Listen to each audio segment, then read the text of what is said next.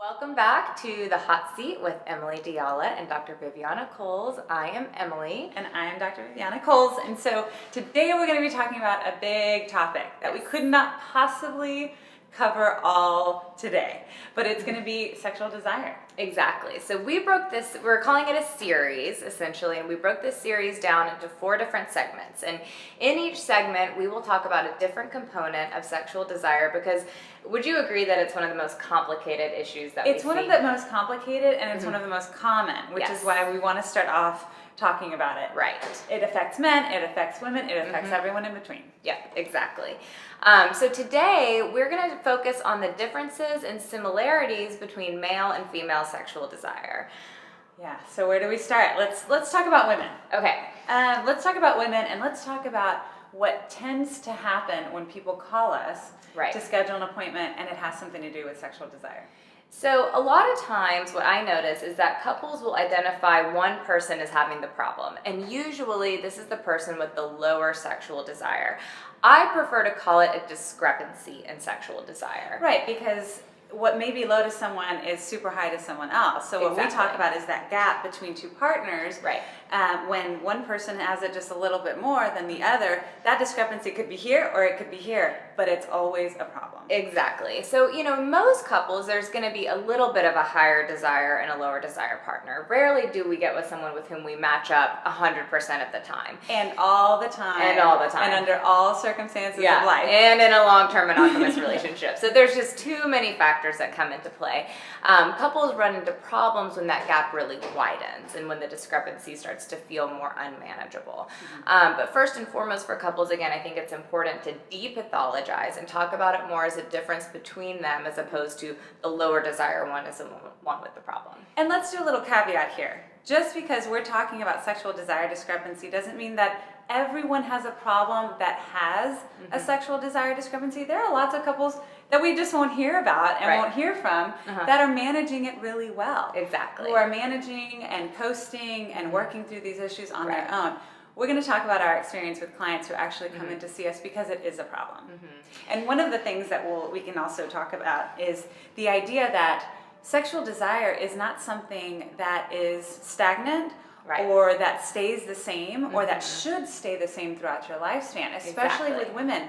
There's a lot of hormones that have a big impact on how we're feeling Right. and life experiences and how we're feeling about our bodies, which is what we're going to talk about. I think women are they're more likely to blame their hormones. Oh, let me go get my hormones checked. And we encourage that, right? Yeah, it's easy to rule that out, but what we know now, there was a comprehensive study that came out not too long ago that found out that hormones was like one of the least likely reasons why women were complaining of low sexual desire. It doesn't really influence us as much as we like to think it does. Exactly. From early on, especially going through puberty, we understand that our hormones have this really intense impact on us, on mood, on our physical activity level and energy. And so we tend to go there. And you know what? A lot of the medical practice and a lot of medicine tells us that we should take a look at that. And you know what? We as sex therapists do encourage people to go out and get their hormones checked at least every 6 months because it can have a deep impact.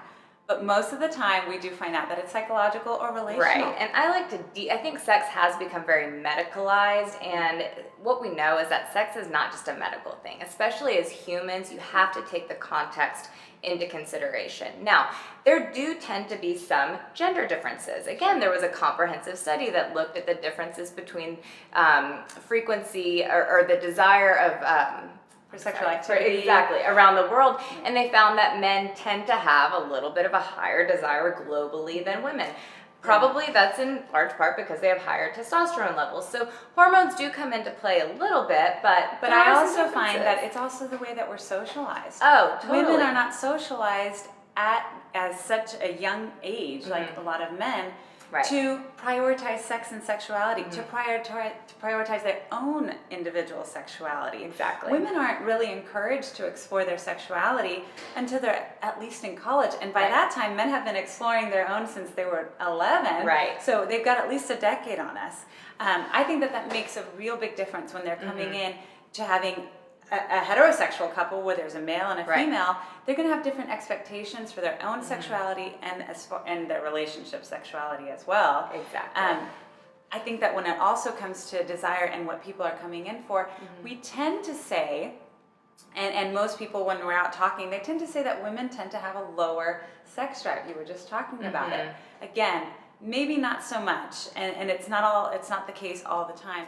I know that in my practice, I tend to see more of a difference with women having the lower sex drive than their male counterparts. Not always the case, and we'll talk more about that as well. But what about at your practice?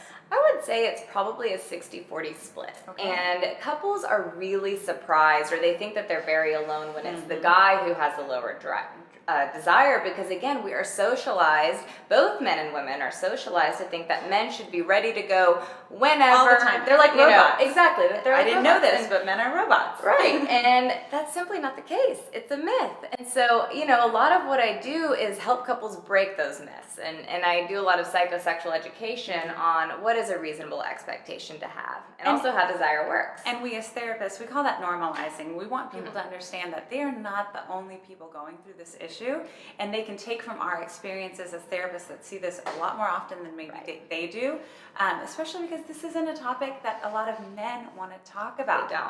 Most women feel pretty in good company when they talk about, oh, I just don't feel like it, or oh, I just don't want, to have sex as often as they're expected to say that. They're expected to say that it's okay. We do get encouraged a lot more now by our friends and girlfriends to say, okay, well, maybe we need to do something to shake things up to get that sex drive up a little bit.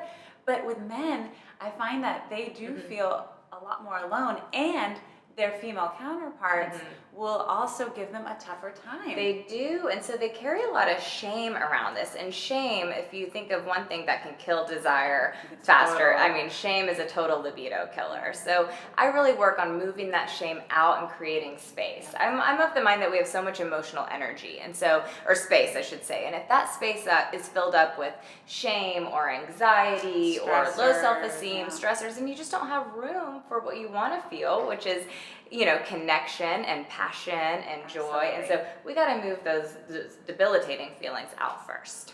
And let's talk a little bit about mood killers. We want to hear about what y'all have to say about what makes you least in the mood and what gets you most in the mood.